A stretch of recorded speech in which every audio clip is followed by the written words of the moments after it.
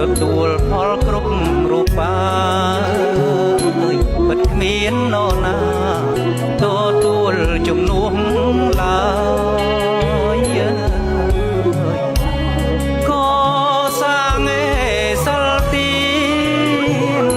ផលបានវិជ្ជមានសម្រាប់ខ្លួនឯងហើយ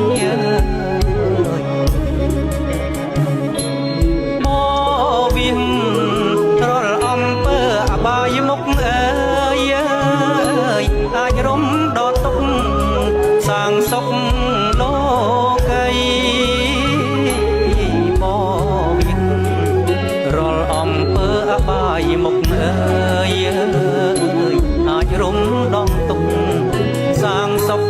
លោកីសូមពុទ្ធនេបរិស័ទ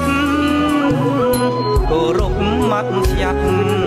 សាសនាព្រះចិនស្រី